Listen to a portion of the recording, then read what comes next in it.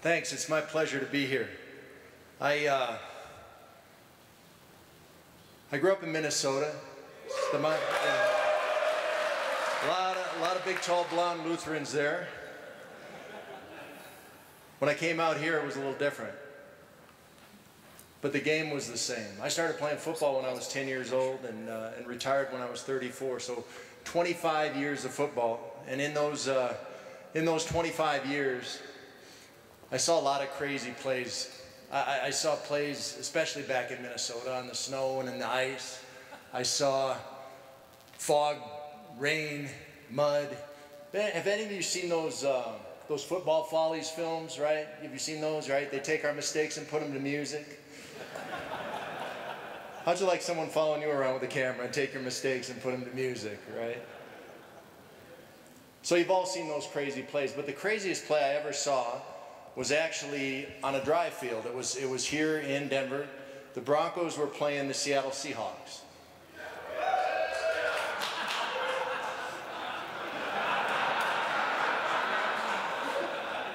It was 1985, my third year in the NFL, and I didn't play all that much. I was a third down pass rusher, a special teams player. I spent a lot of times on the sideline, and this play was no different. I was on the sidelines, I'm standing behind the ball boy, and the ball boy was kind of young. Usually ball boys in the NFL are 19, 20 years old. This kid was 14 tops. And that's not a place for 14-year-olds. You hear things no 14-year-old should hear. You smell things nobody should smell.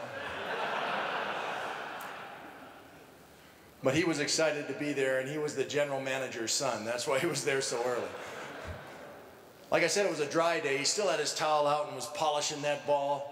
He was so excited. Seattle had the ball. Their old left-handed quarterback, Jim Zorn, he was the head coach of the Redskins last year, pitched the ball back to their running back, a guy named Kurt Warner, and Kurt started running a sweep towards our sidelines right at me and Chip. Well, Dennis Smith was our strong safety back then, and Dennis was a big hitter. I mean, Dennis would just flat knock people out, and Dennis came up out of the secondary and hit Kurt Warner the way only Dennis could hit somebody, and Kurt went flying to the north, and the ball kept rolling west, right at our sidelines, right at me and Chip. Now, when the ball's loose on a Sunday afternoon on an NFL field, it attracts a stampede of men, my size and bigger, running as hard as they can at that ball.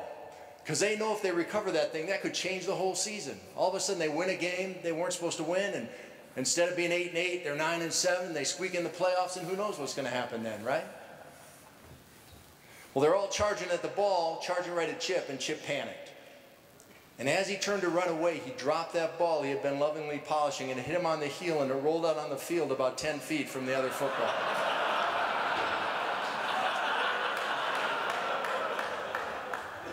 Now, Tom Jackson was involved in that play. I don't know if you remember Tom, but he was a player back before he went to ESPN.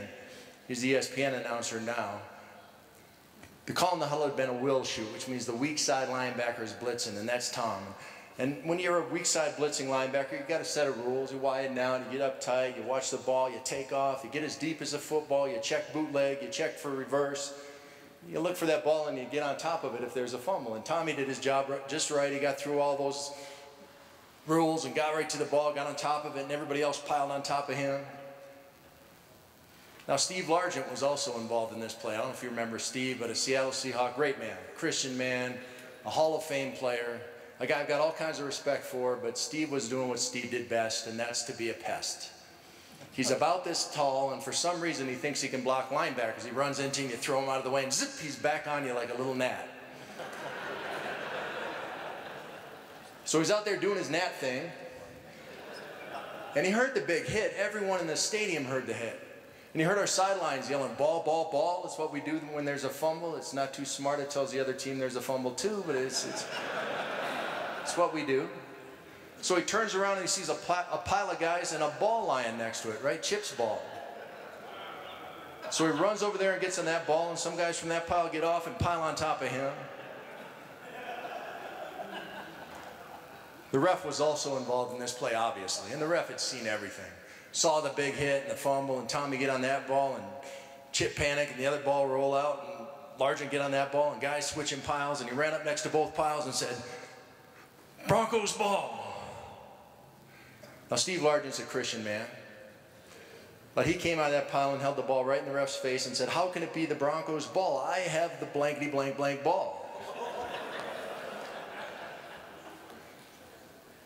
It's a funny story, but I think you can draw some parallels to those two piles of guys. I think you can look at the pile that Tom's in as the world's ball. That's the ball that we're busy chasing every day. That's wealth, that's power, that's sex, that's the world's things. What's most important to the world? It makes sense. That other ball, that doesn't belong there. That's God's love. Doesn't fit in the rules, doesn't. The world looks at it and says, "What's that?" That's God's love. That's forgiveness, that's understanding. That's stepping up and being counted for. That's going outside of the comfort zone of that pile over there with Tommy, where they're biting and scratching and clawing and do whatever they can to make a buck. And say, "You know what? This is important. I'm going to crawl out of that pile. I'm going to get in this pile."